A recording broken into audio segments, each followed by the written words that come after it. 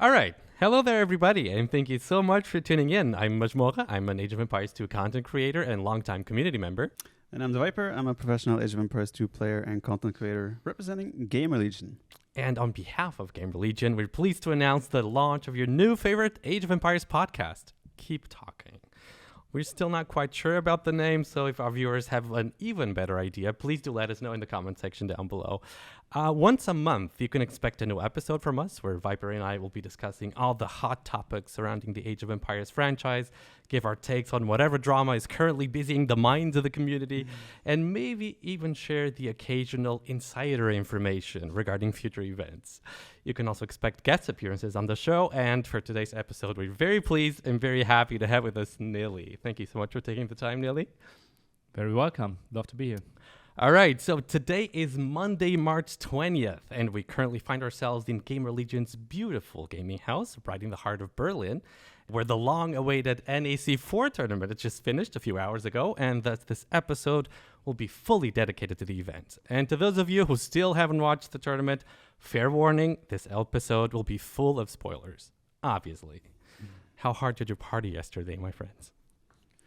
I partied nothing. I've gone through something this week that kind of prevents me from partying a little bit, but... well, we shall be talking about that, my friend. I think actually, at the end of these types of events, I think people don't really feel like partying, right? If at most, maybe you go out to like a bar or something, have like a beer or two and just relax. Because, you've been through the whole week, like just so much focus for the production as well.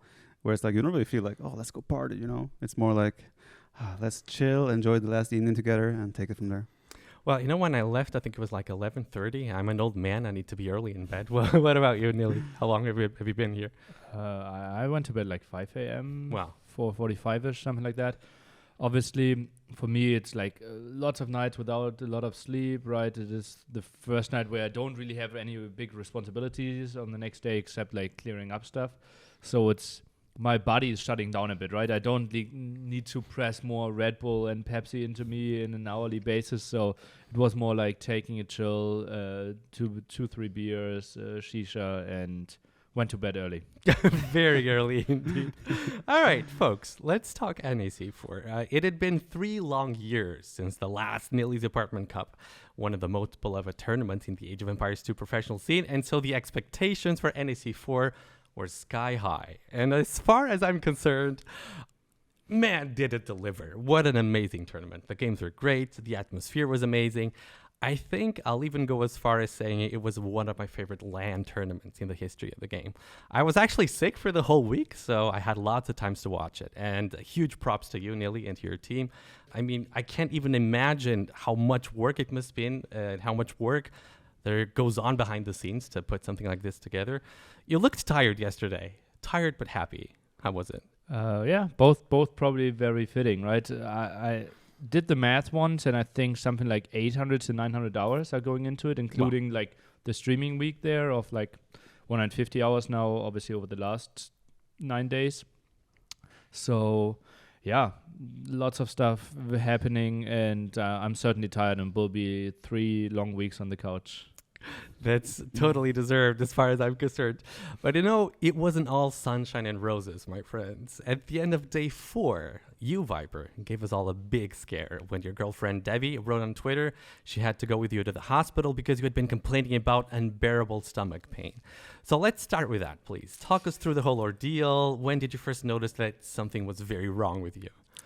So, I felt fine coming into the tournament, no issues whatsoever. I played the first 2 days without any issues, but the third day I woke up with some pain in my upper abdominal area, and I wasn't sure what it was. Obviously, I just laid in bed and it wore off after 2-3 hours. So I was like, this is fine. But even at one point then, I was considering maybe I should go to the hospital and check it out because it wasn't very pleasant. I was able to play that day as well, fine. I didn't feel much as the day went on. Next day as well was fine. But that night, as I got back to the hotel room, it started becoming quite bad. Again, the pain in the upper abdominal, and then also kind of stinging into the back of my, in between the back of my shoulder blades as well. So it was quite rough. And I just texted Debbie, the pain is back. I'm not really sure what to do, right? She came to my room immediately, when things like that happen, she's just like, okay, let's get to the hospital, right? Mm-hmm. There's no point flapping about. She doesn't like waiting, yeah. Exactly. So we went there. But you know, when you go to an emergency room at the night, it's like you're thrown into a room and you lay there and kind of wait for the doctor to maybe drop by within an hour.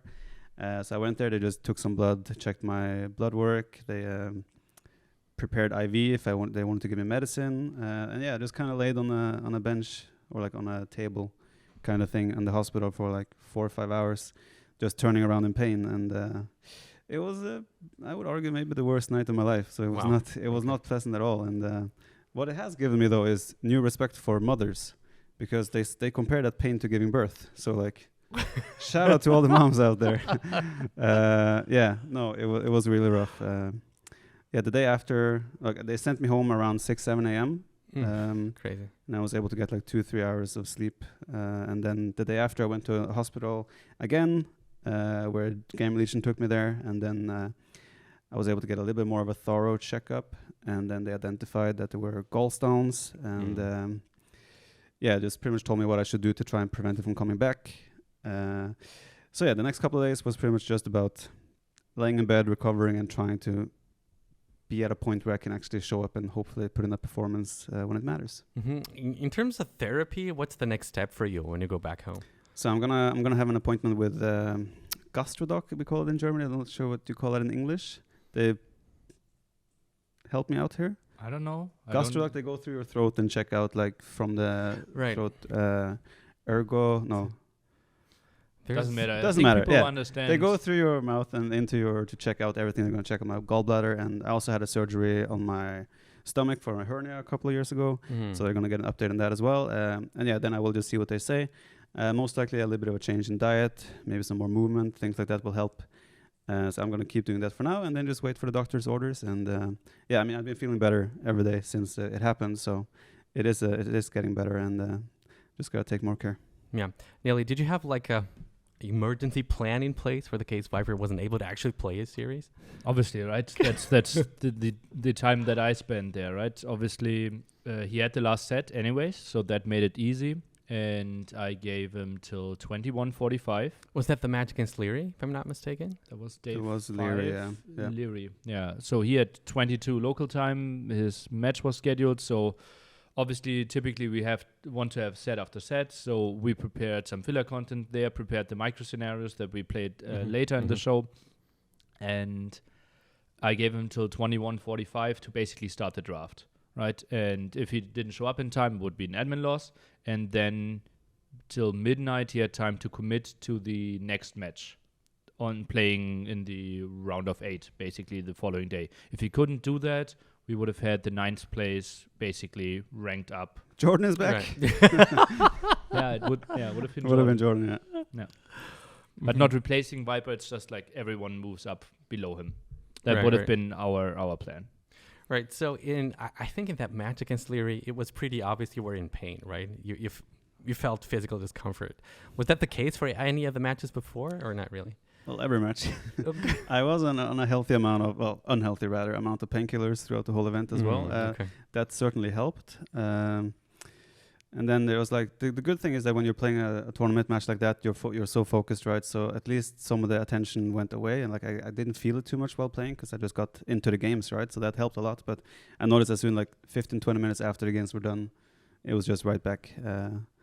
But yeah, it was not pleasant. I think the biggest issue though was like I was still able to get to the point where I could still perform relatively well. I mean, I still got a pretty decent finish. So, but the most issue here for me was more that I couldn't be here and prepare, like test more strategies, builds, etc. I was laying in the hotel bed the whole time. That was the biggest issue for me. Yeah. Right. You, Viper, you had won all 3 previous editions of NAC. This time around, you weren't able to, but you ended up losing to Leary in the semifinals now, right? In a very close series. I was rooting for you, of course. I mean, I've known you for like 10 years now. And I was so nervous watching that game, man. It was so close. I think it was Mayans against Hans. Correct. A classic AOC matchup, no less. So all things considered, is losing the semifinals a result you can be happy with? I mean, like all things considered, with everything that went on, I'm still very, very happy that like I expected to show up against Winchester and just be like, okay, goodbye, that's it. But I was able to beat both him and Villessa to get to the semis, right? And I would say I put up a fairly competitive semifinal as well. So all in all, I'm very happy with that. But competitive nature in me is like I'm still looking at 2-3 of those games against Leary, and I'm thinking like that was a bad move, or like that was a bad decision, and like. So that those things still nag at me as always, but I mean, when everything is said and done, it was a very satisfying result. Let me hear Nili's opinion on that. What you think went wrong for Viper in this series against Leary in the semifinals? Well, technically we could go game by game, right? If we go for the highlight scenes, I think his draft was better for the 2 remaining maps. And if we go to like the for key Leary, match, we're talking about Leary now. no, Viper's draft was better. My draft. For the Okay. last 2 maps only, right? It was Mayans against Hans. So the ones that weren't played, right? Well, Hans and mines were played, but the last map would have been Northern Isles, and I would have had Koreans Koreans, true, against Saracens, which Mhm. should be better for Koreans, but Saracens are still a scary civ, right? Okay, so in your mind, Nili, what went wrong for Viper there? Well, I think it was simply one single misstep, right? Moving out late Castle Age. We had the setup fully walled. Castle was on the way. 3 relics were there. And 1 outpost or 1 scouting eagle. And we don't lose those 4 monks. And I the think- game goes into more stable. I late think game. even if I just pay attention as I see his army, because I only saw it once we had started engaging. So if I see it right away, I can start 4 conversions earlier. And if I get 4 knights, I probably trade that fight pretty evenly. It was Paladins by that. No, it No, was it still was, late Castle Age, true. Late Castle Mid-late Age, yeah, Castle yeah. Age. After that, I kind of had to rush down 2 castles in my base to stabilize. I was still able to get it to Imperial Age. And even then, I think like I took a fight that I felt was forced towards the end because Mhm. I was about to be completely out of gold. But I didn't realize that he was also completely out of gold. Right. If I had known that, I would have definitely been a bit more patient with my army. And yeah, I mean, hindsight is 2020. Mistakes were made, but I think Leary also played very, very well that game. If we're talking, sorry, go ahead. Leary forced the issue pretty Yeah. nice, right? Yeah, He for went like full paladin and didn't add any skirmishes. Viper felt it would be a mix a bit more, and that's why you added so much eagles. If Yeah. you like go for just like 70 halves, 5 traps, and then go into into eagles, the Mhm. game goes so much easier for you as well, and you get Yeah. back to the gold. I agree. The ratio Eagle versus Halb was probably a bit too high in favor of the Eagles. If a Mm. little bit more Halbs, then I could also had more of a long-term plan as well, where I can mix in Eagles as the game goes on. But I was under a lot of pressure. Wasn't sure exactly what to do. I knew I had a relic advantage as well, but I only had access to one gold at that point, where it was like, okay, this is it, right? So next fight I had to win to get back on the map and then try to take it from there. But I mean, if I knew what the situation was exactly, I would have probably been a bit more patient. Mm-hmm. Let's talk about the finalists, Hera and Leary. They've both looked incredibly strong right from the very first day, I'll say. Hera ended up winning his 2nd S-tier LAN tournament in a row after the Grand Melee. And for Leary, this is now the 6th LAN final he was not able to win. And as crazy as it sounds, he actually never won a LAN tournament, right? Is this just bad luck, Nili, or is there something more to it? The thing is, I think it is variance, and people will hate me for it because obviously people want to build up storylines, right? And people really think, yeah, he has to have a mental blockage, but he forced so many last games as well, and we were in so many game 9s, game 7s. I think he could have won the last game against Viper. I think, yeah, I don't think it's a big problem. Also, like it was like, how many of those did go into the last game? Very Everyone many of them, almost. right? I would think at least 5 of those Yeah. 6. Yeah, series against Probably. Hera and Leary and Hera are 4, just so yeah. incredibly close all the time. It's amazing, right? Yeah. But I can picture 3 games 3 times being just coincidence, but 6 times, is it just variance? I would think so, right? You're playing the other best in the world at that moment, right? So True. let's say True. you're going in there 50-50. Maybe the opponent prepared a bit better. I would say he could have won this one as well, right? For sure. Even like some of the games, like the Frigid Lake game, for example, I think he was in a pretty good spot. A few more small changes in decisions there, and suddenly he's like up 4-3 instead of down 4-3. And I also don't think it's like nerves because he won a lot of Yeah. online tournaments as well, right? He dominated the early Red Bull days, for True. example. True. And I don't think he was shaky at all. So I don't think there's a massive difference. He can't do offline finals. Mm-hmm. If anything, I would say it's a difference because he went down 2-0 as well at the start, right? a lot of people could just crumble there if they're actually struggling with nerves or mental blockage. But he just came back 2-2, right? And then it was on from there. Pretty impressive, Yeah. indeed. Mm-hmm. And also, like, the set against Viper feels a bit like a final as well, right? It's late Saturday evening, like everyone is watching, like the pressure is on there. I think I think he will win one Mm-hmm. at one point. Well, at some point he has to. Okay, so we just talked about Leary, but what about Hera? I mean, the big winner of the tournament. As far as I'm concerned, from the very first day, he looked incredibly prepared, incredibly ready to win the whole thing. And you actually played him very early on. So what do you make of his performance? Did it really feel like this guy is better prepared than usual even?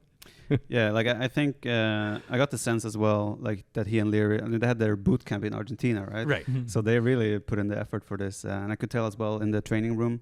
I mean, I wasn't there too much after the incident, but even from the start, they were just playing nonstop there. So they seemed like they really wanted this, and that showed in their gameplay as well. Like Hera went through the group stage super smooth, and I think the most impressive display from Hera was probably the semifinal. Even 5-0ing Mr. Yo is like not many people are going to do that, right?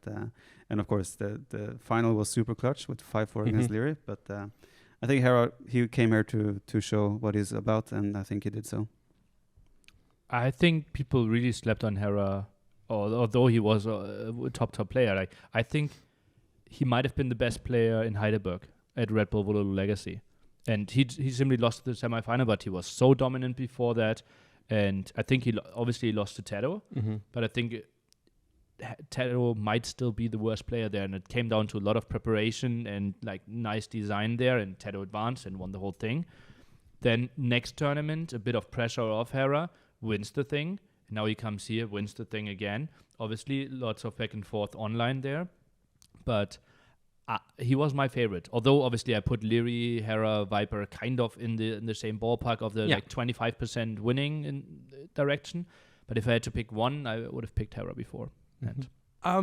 Folks, for better or worse, one of the protagonists of the final, and indeed of the whole tournament, ended up being the Flemish Revolution. We're talking about the Imperial Age unique technology from the Burgundians.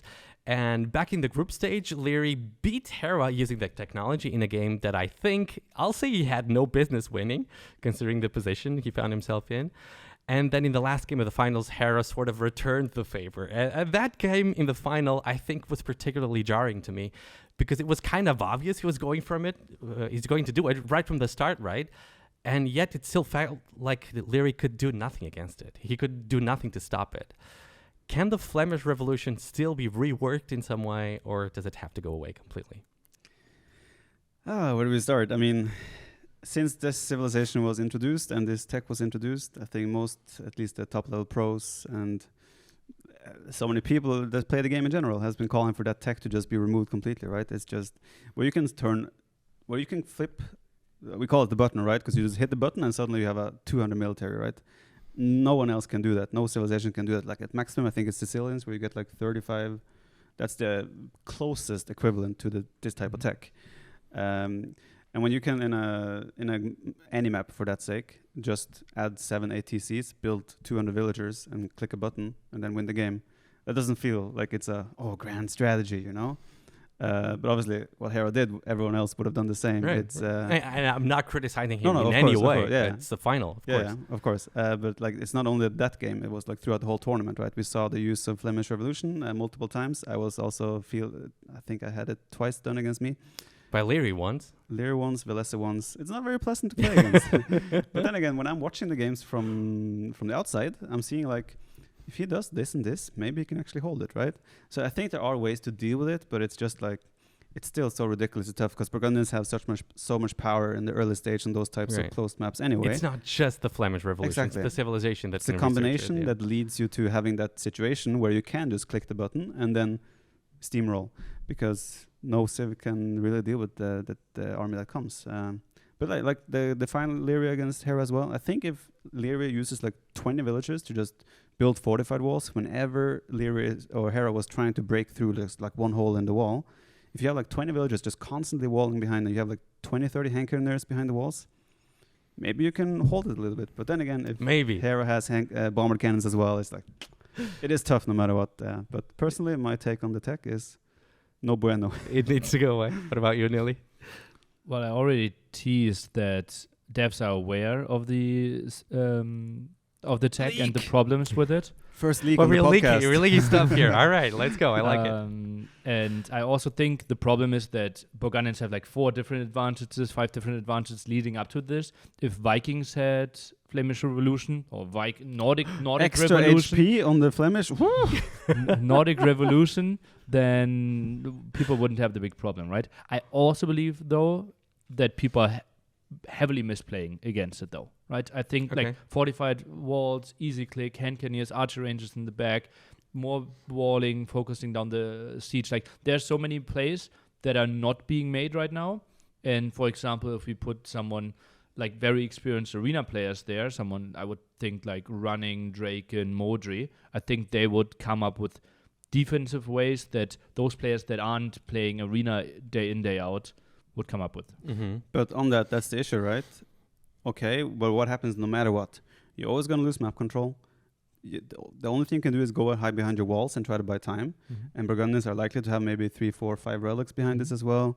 And by the time you even weather the storm, they're back to 100 villagers. Right. They have full map control. That was the case. Exactly. During the final. Even if you weather the storm, you're still in a bad spot. It's just really tough. I hope they can find a way to balance it because it's undeniably a funny tech, right? I mean, just watching it, well, as a viewer, it makes for really good entertainment because you suddenly just have 200 army, no eco. It's just funny to look at, I will say. So I definitely hope they can find a way to balance it somehow. Nili, watching from home the tournaments, one of the things that I loved the most about NAC4 was this sense of friendship and camaraderie between all the players and casters and organizers that transpired from the stream. And as a viewer, that's incredibly endearing to me because you're just sitting there watching it and, hey, that's just like me and my buddies. It's just the same thing. So I wonder, is this proximity something that's present in all the LAN tournaments we have? Or do you think that NAC4 really is special in the sense that it promotes an even closer relationship between everyone involved?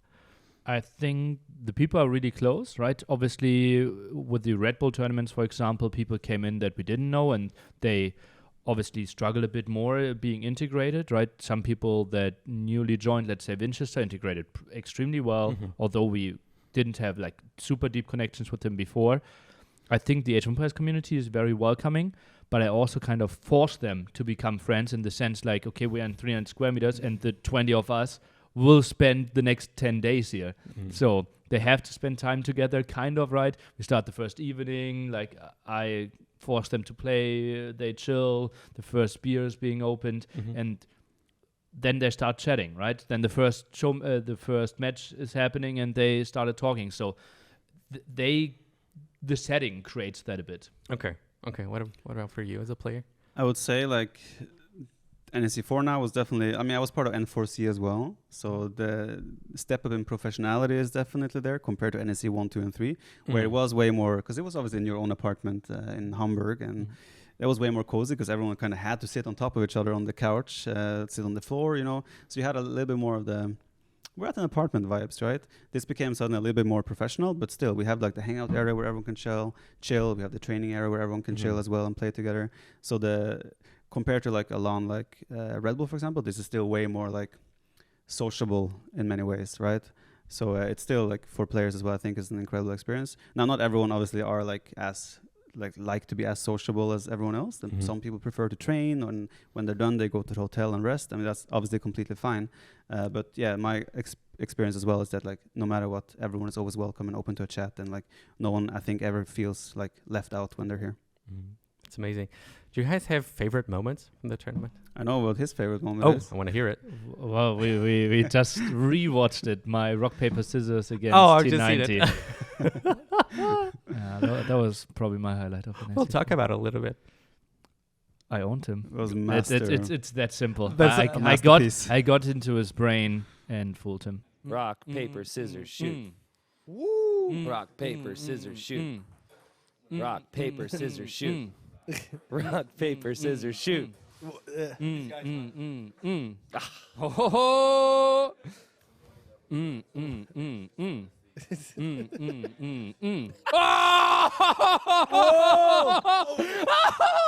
baited me so hard. In his brain. We had played earlier on in the week.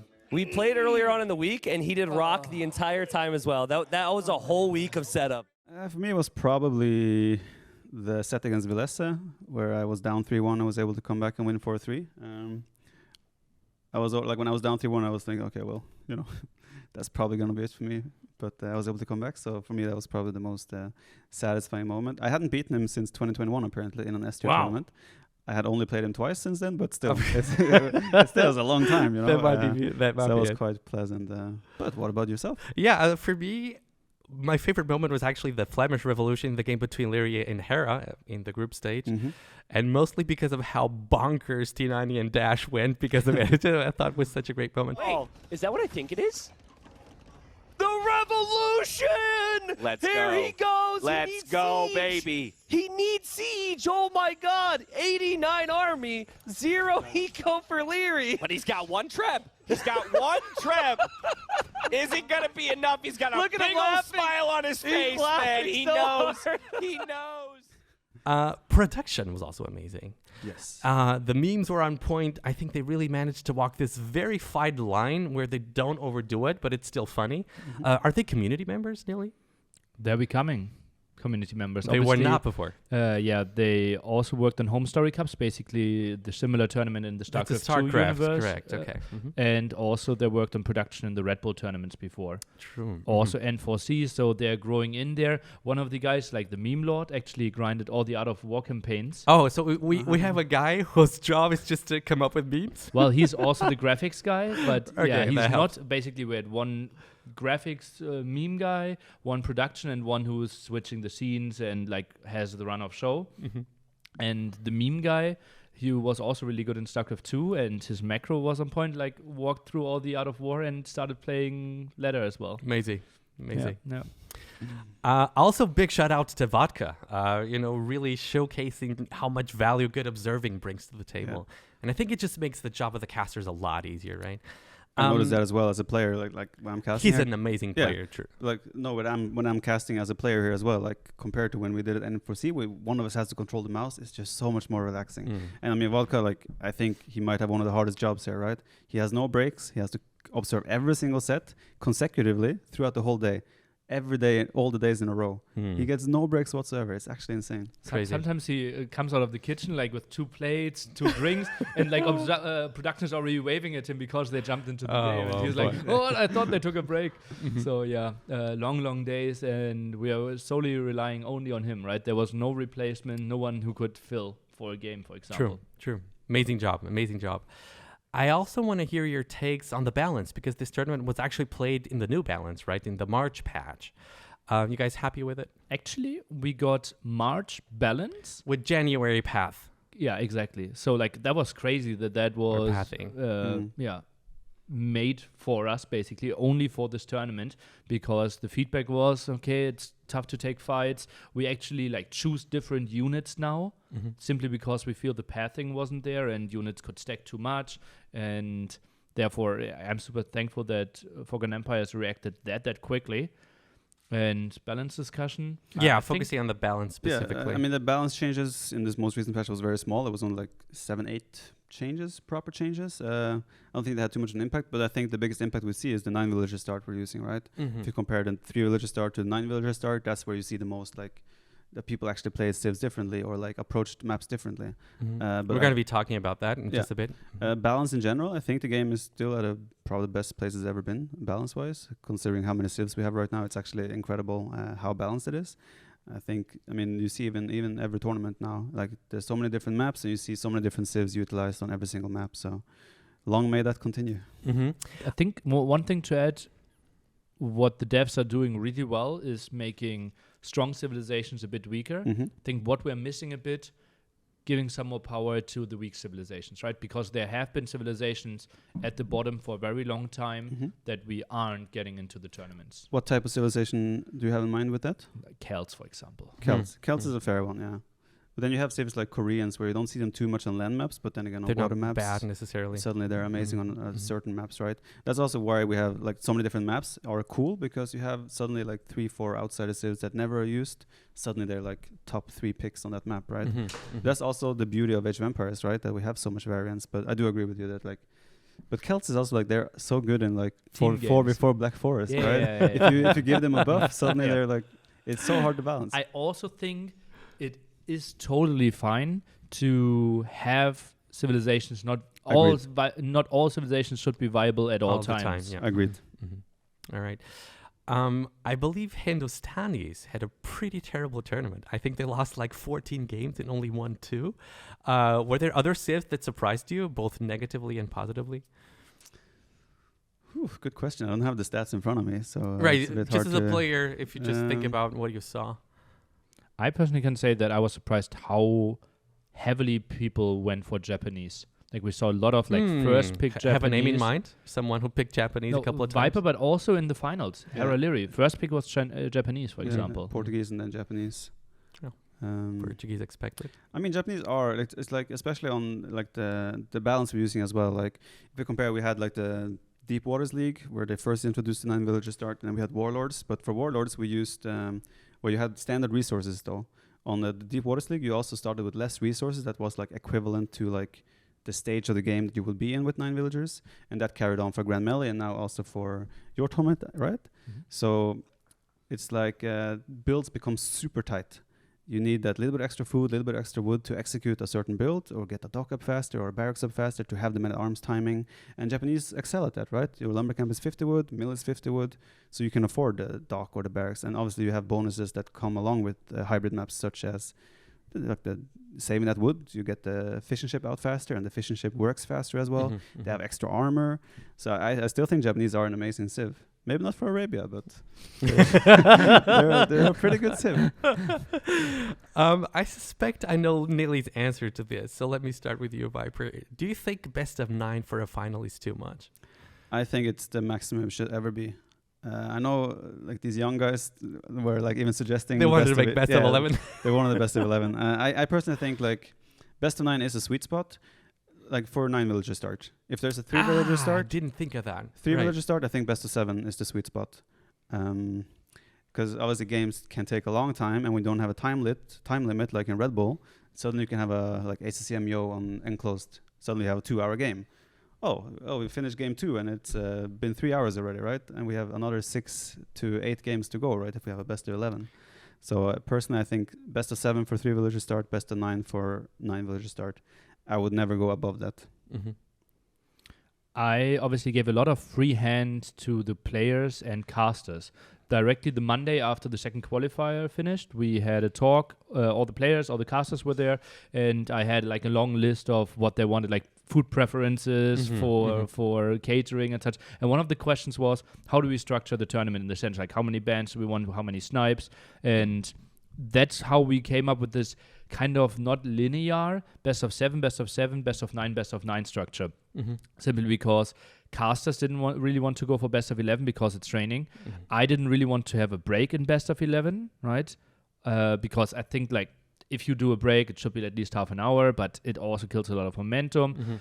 And there were not a lot of people that wanted to play a best of 11 without a break, right? And therefore best of 9 felt like the best answer.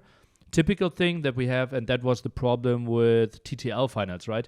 If we have a short best of 7, people are asking for best of 9s. And if we have a long best of 9, people are asking for best of 7s. True. It always depends on the result, right? And as well, what people don't consider is that there's a production team behind this as well, right? That they also have to endure. They also They get have to tired, endure yeah. the whole time, right? Vodka would have to observe potentially 11 games. Mhm. That's so draining. It'd be 6.5 Cast- hours without yeah, a break. Something. The Yeah. casters might have to cast 11 games, right? It's insane. Yeah, it's kind of crazy. Yeah. I don't think there were any breakout performances this tournament, right? What would you guys say?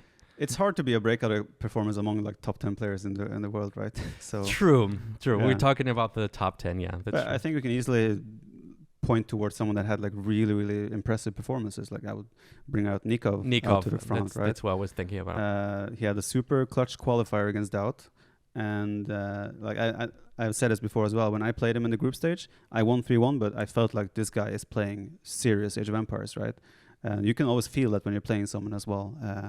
So I think Nico, for example, had a really hopefully he came out of this with a really positive experience. Mm-hmm. I envy him that as well, because he had like the Red Bull situation where he got like a false positive Must have COVID. been so I hard think. for him, yeah. Exactly. All right, Nili, this one is for you. Viewership for the tournament was pretty solid, as far as I was able to see. I believe we hit over 40,000 viewers across all platforms, with a peak of 25,000 in your channel. And to put things into context here, into perspective, that's way more than the 27,000 who tuned into NAC3. That's also a lot more than some of Red Bull's Wololo's tournaments. We kind of looked at it yesterday. But obviously not quite as many as the 77,000 who tuned into the big LAN events like Red Bull 5 and Red Bull Legacy. Are you happy with the numbers?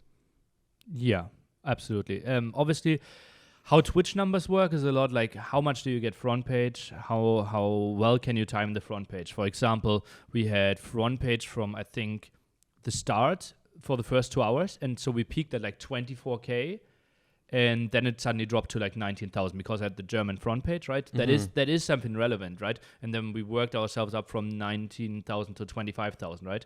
Let's assume the front page is 2 hours later. Suddenly we're talking about, with momentum on Twitch, we are getting 35,000 maybe, right? Simply because more channels are tuning in, right? At one point we were like the 11th biggest channel on Twitch. Wow, nice. And then just so many randoms are suddenly clicking you, right? And if you are sitting at 35, then suddenly I become the 6th biggest channel or whatever, right? And it just randomly grows. If the last game goes to our game, right? If the Revolution is getting defended and both try to reset with 80 villagers, no one is tuning off at that point, right? Yeah, so it's like sense. so much out of my control. And that's why I always said that my last NSC heavily overperformed, in the sense that I clearly got the two most hyped players at that moment with the Viper and Terra. And it also went to 10 games in a best of 11, right? So it was a 6-4. I'm pretty sure about it.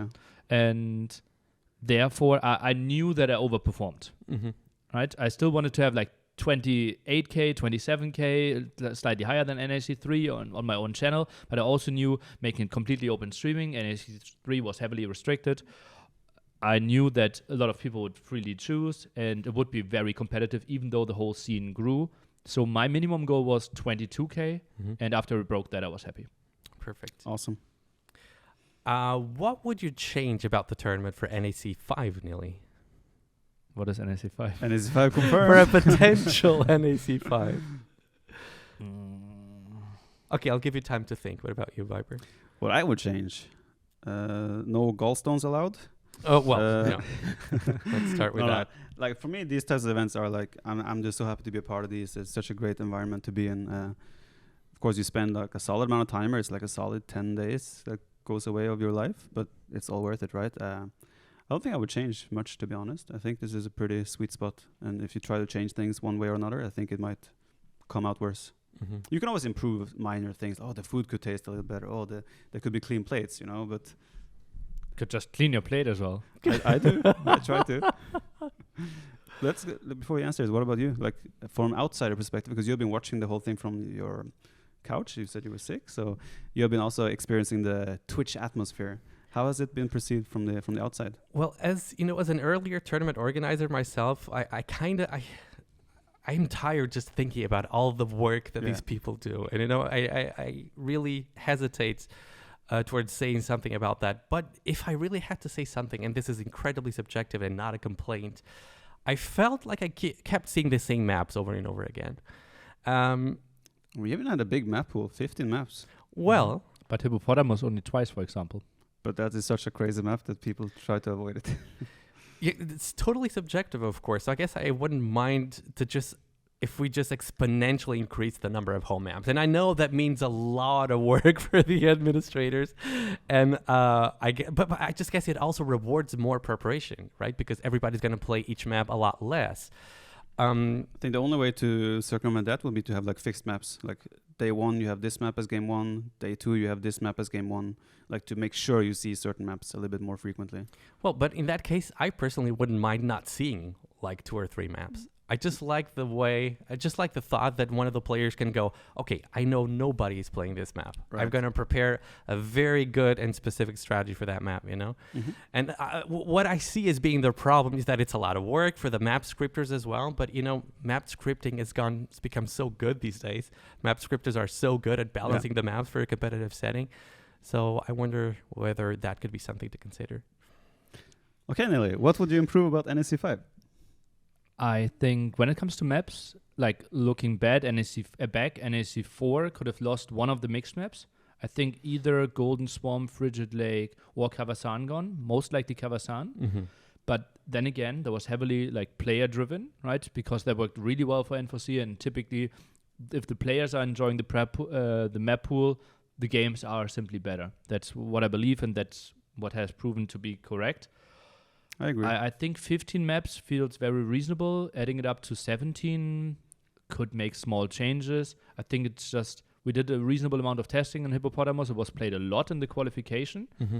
I think people just realized, okay, it's just too much out of my control. I think if the main event is 2 weeks later and we make like slight balance changes, like just an outpost in front of your base, something like small tweaking, right, can be absolutely like stabilizing the map. Obviously, there was very limited time between the qualification and we did some changes, like moving stragglers a bit to make it a bit more playable. Less villager rushing. Just make the game a bit more stable would have been the thing. And I have a theory. You only saw the same maps over and over again because you watched every day 6 hours. Good point.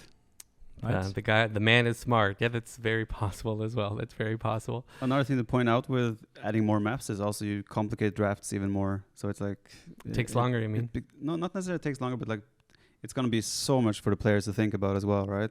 When you're drafting, like you can prepare somewhat, okay, I want to pick this map and this map, I'm going to ban this, right? But you cannot predict everything, like what he will ban, what he will pick. So for you to then to start like preparing and like thinking about the draft when there's like 21 maps, it's like...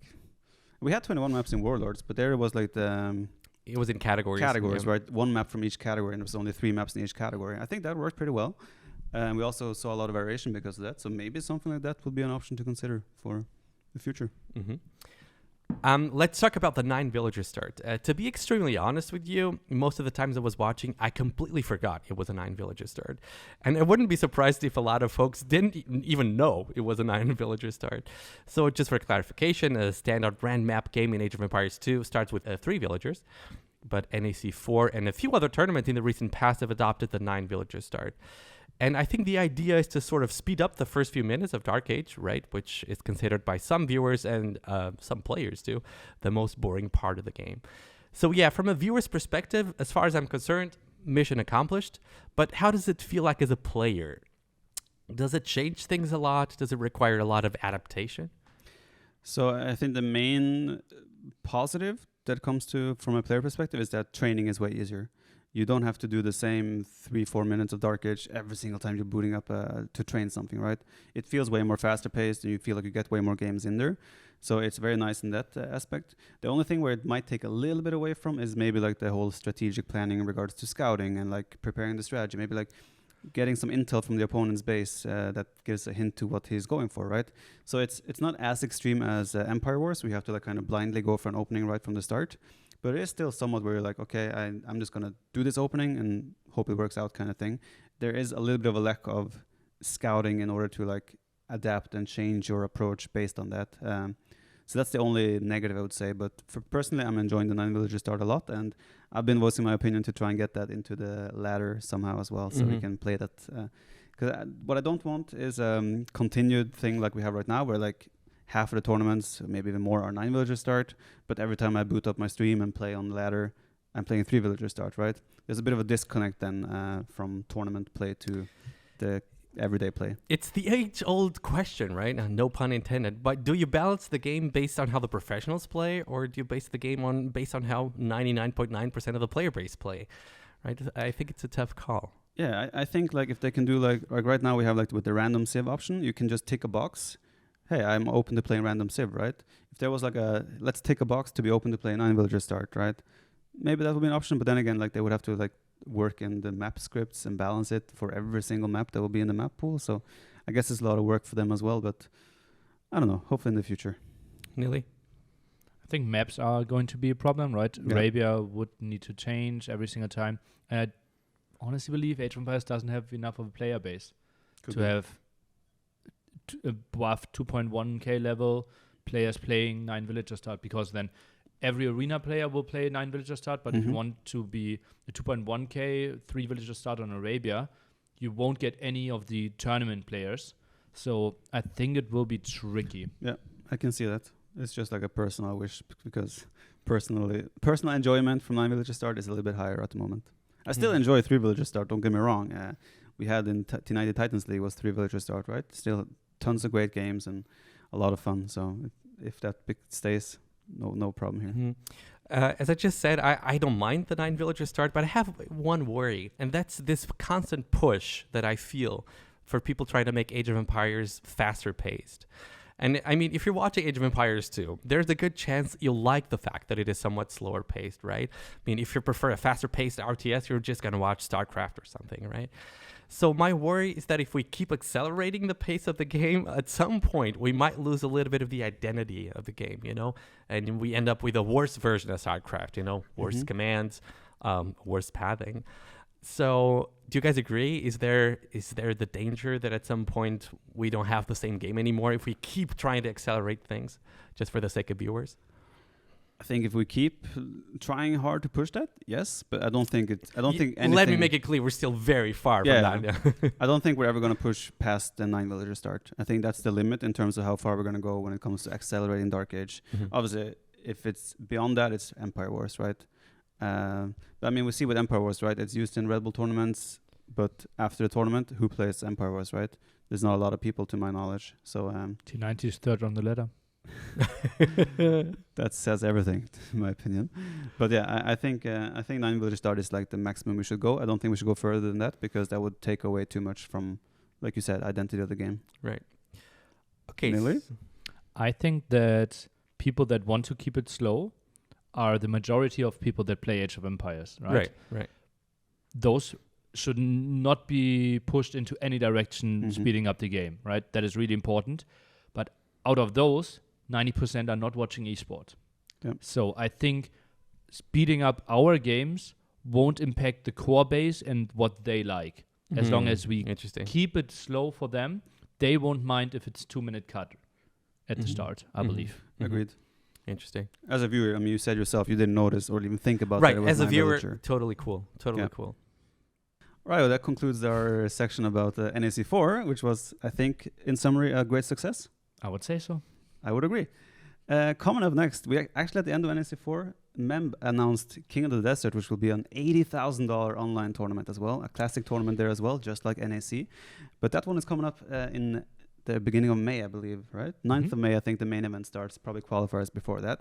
And until that, we're also going to see a lot of Nations Cup games and upcoming Rage Forest as well, which I'm personally quite excited for. Yeah, Rage Forest 4. All right, let's go for that. Rage Forest 4 starts March 27th, and it will be a 4v4 Black Forest tournament only. And my dear co-host will be participating in it, as he just said. Who's on your team again? Is it T90? I have, yeah, unfortunately. And Kamigawa, King Marv, and the Bloodless. T90 will probably be on the bench, because I've tried to talk to him here about like training and such, but he's like, no, I'm not going to play the next week. And I'm like, okay, bench. That one is easy. That's your first pick, by the way. I mean, I was on the spot, you know. The pressure of drafting was actually like, there's so many players, good players on the list, and you have to pick one, right? It's just, it's like in school when you're picking and you don't want to, you know, whatever. I wasn't too interested about it. Yeah. Nili, you haven't played much Rage Forest yourself, have you? Well, I was a captain in Rage Forest 3, actually.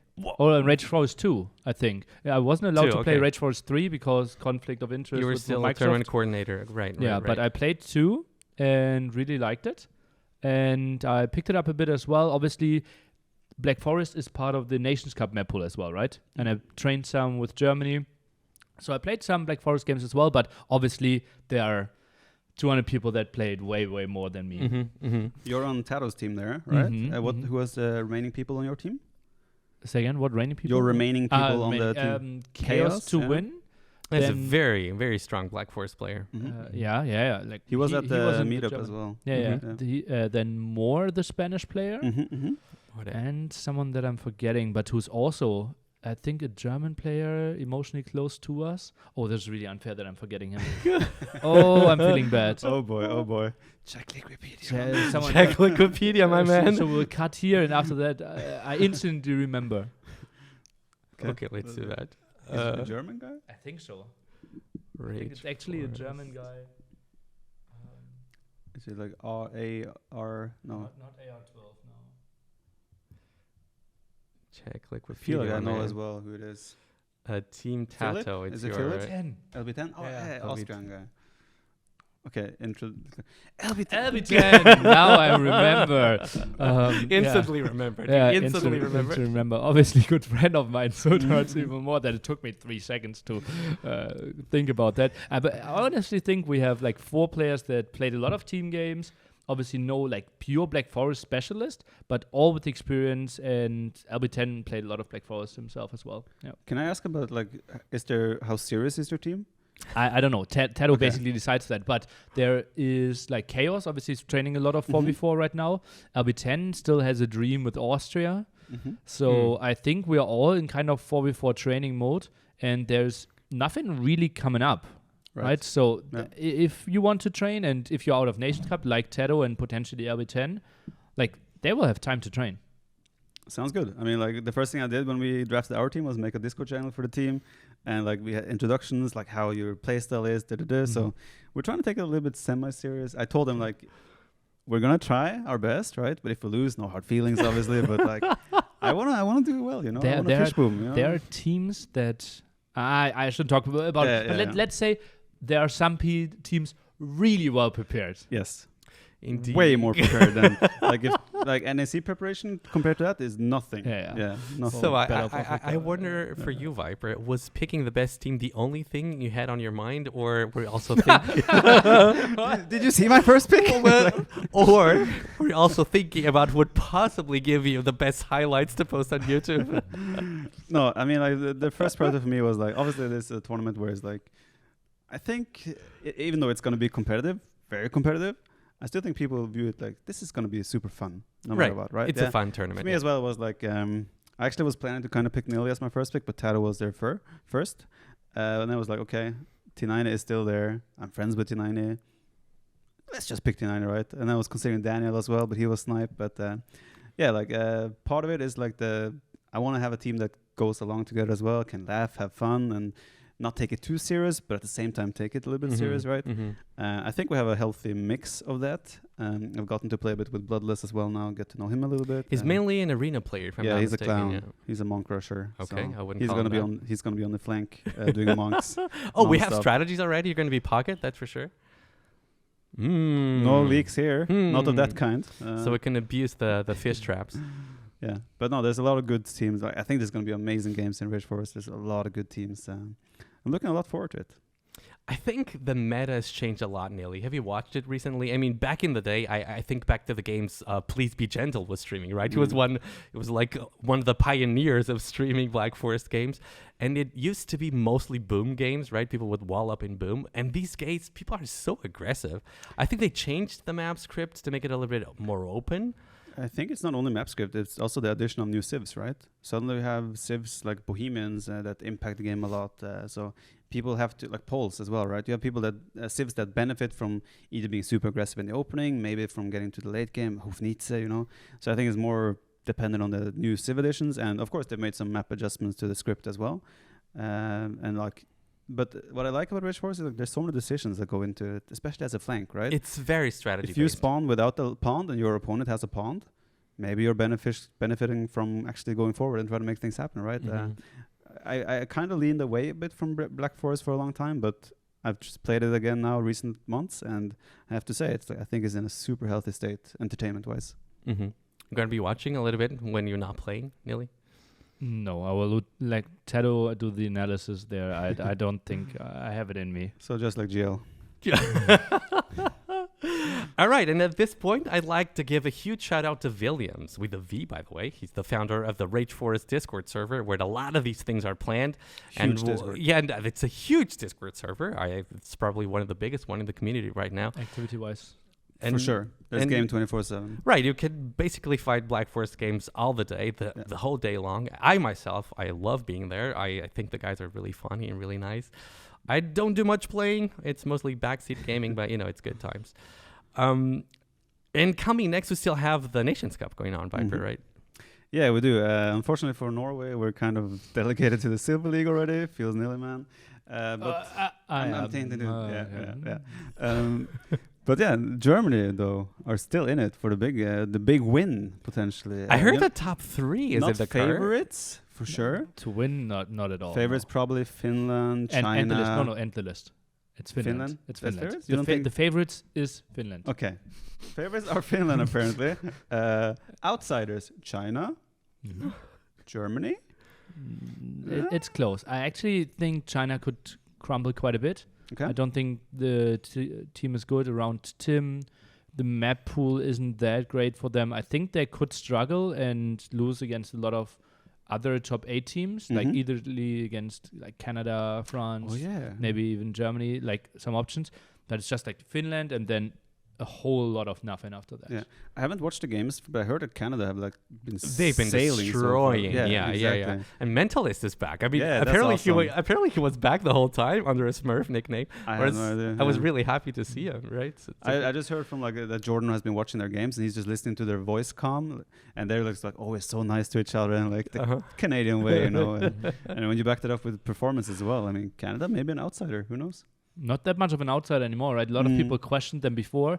I questioned them because I felt they didn't really have the leader that knows, okay, how do I go through the Civ draft for a 4v4 team island, followed by 2 rivers, followed by Chaos Pit, and then distribute the roles, right? I don't see even Hera, how would he do that? But right now they're so heavily outskilling that they can compensate for that, and maybe with some more training, they will get onto that level, and then they are top 3 contender for me. They beat France 3-0, right?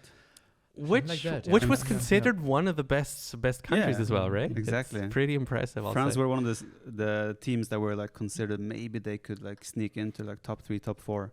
So I mean, Canada looking good. Germany though, ambitions in the end. What do you think? I heard top 3 was Ooh. was one of the things people were talking about. I think we got 4th seed, and the goal is to defend that one. Yeah. Okay. All right, Obviously, all right, this fair double enough. elimination, right? So you can lose once if we face some big names early on. If Jordan was not on the team list, would you still be seed 4? Yeah. Okay. Yeah. I maybe we got 3rd seed or something, and would have been 4th seed. Jordan didn't matter if we made it to the top 4. I'm pretty sure. Okay. But Jordan, from my understanding, is not going to play any games for Germany. He's not really training with you guys. Well, the thing is, everyone is motivated. Everyone is playing team games right now because of Nations Cup and Rage Forest, right. and he's not playing Rage Forest. So, what else is he well, doing? he has started playing some Rage Forest now. Yeah, but he's not playing the tournament, True. right? So, if he wants to compete at anything that's not JMB, which Yeah. is ending as well, what can he do Oh yeah, JMB as well. Next weekend. I think. next Wednesday? Next Wednesday, the final of Jordan- JMB as well as Medieval's Jordan's Medieval Brawl. Brawl. Exactly, it's happening as well. So that's also something to look out for. But after that, King of the Desert, I believe. Is King of the coming up. Desert 5, you mentioned $80,000 prize pool. And what about the Order of the Sheep? I heard there's a new video out. I saw some stuff during the NAC4 tournament itself. But do we have some insider information we can reveal here? Well, I don't, but They're watching. They're They're watching carefully. I personally as well, I don't have any inside information on this. I can't say anything myself. I've also the first time I saw anything about it was the same thing that you saw. So normally I have some kind of, I hear something from my little ear about tournaments upcoming, but this one I had no idea about. So I'm as much speculating as anyone else. I saw the trailers on stream as well. With the First first time time I I saw saw it it, Production too. knew it. really? Production knew it. I said yeah, they're sending something. Just roll it. Sick. Awesome. Okay, guys, this was really fun, man. It was a great time with you guys. I think it's a great start. I hope to it was a great Keep talking or Well, let us know. Let us know. Keep. He got You it. got it. He got it. Oh. All right, guys, that was it from us. Thank you so much for tuning in. If you happen to enjoy the content, make sure to follow, leave us a comment, subscribe to the channel, and let us know who you would like us to invite next to the show. I mean, this time around it was Nili. Next time Because I could be was someone here, else. not because I was invited. but no, okay. we definitely No, wanted you here. Well, That's why we set up the table exactly. Yeah, perfect spot for a third person. There's even Something blocking my feet here. Okay. Yeah, This was thanks for planned. inviting me. Yeah, You're for welcome. sure. Anyway, your opinion matters, guys, and we'll make sure to keep an eye on your feedback. Thanks so much, guys. See you next time. Goodbye.